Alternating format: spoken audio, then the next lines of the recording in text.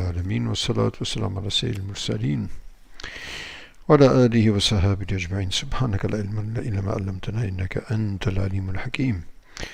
سبحانك لا فهم لنا إلا ما فهمتنا إنك أنت الجواد الكريم. وقل ربي زدني علما.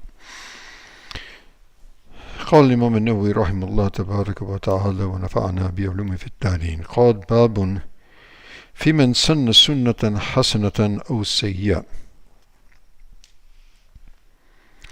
قال الله تعالى والذين يقولون ربنا هب لنا من أزواجنا وذرياتنا قرة أعين وجعلنا للمتقين إماما. وقال تعالى وجعلناهم أئمة يهدون بأمرنا. صدق الله مولانا العظيم. So this is a new chapter, the chapter of regarding or explaining about an individual or those individuals or anyone who perpetrates some good behavior or some good action, and juxtaposed to that those who perpetrate unjust action or wrong action or evil action. Sunnatan hasana.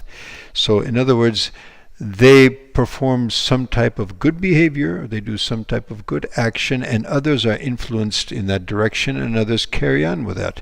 And the opposite also holds true. Someone, adopts a bad behavior or a bad action or activity, and others get influenced and they carry on with that. So what's the consequence? So this deals with that.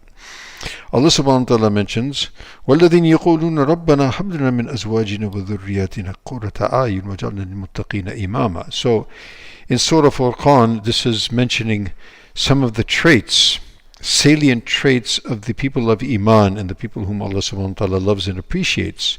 So among them are those people who ask in their dua that, O Allah, O our Rabb, grant us from among our wives and our progeny the coolness of our eyes. In other words, a delight for our hearts, something that will cool our eyes, meaning actually more significantly, they will be a delight to us in our hearts. And when will that happen?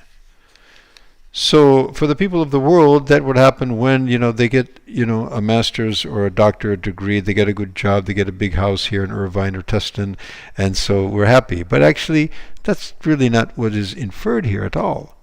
What is inferred here, really, because having these external things doesn't bring about true happiness, neither for the person himself or neither for the parents. Actually, real happiness and satisfaction takes place when we are ourselves and we see our progeny moving in the line which is pleasing to Allah subhanahu wa ta'ala, following the religion, following the deen, adopting good behavior, right?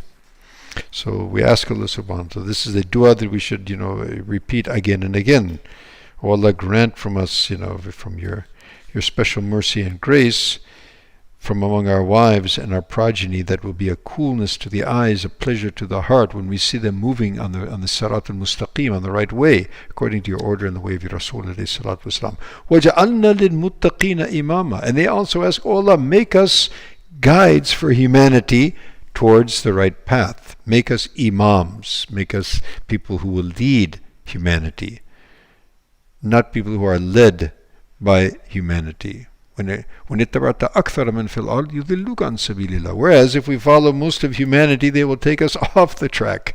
So may Allah subhanahu wa ta'ala make us the ones that understand what is the right path and make us means to facilitate others to follow that path. Imam, someone who is followed. And similarly, Allah subhanahu wa ta'ala mentions وَجَعَلْنَهُمْ أَئِمَّةً, and Allah subhanahu wa ta'ala mentions from among Bani Israel, the pious among them from the previous times. Among them He made them a'imma, He made them imams, He made them leaders, people who people would be impressed and impacted by them and would follow them in righteousness.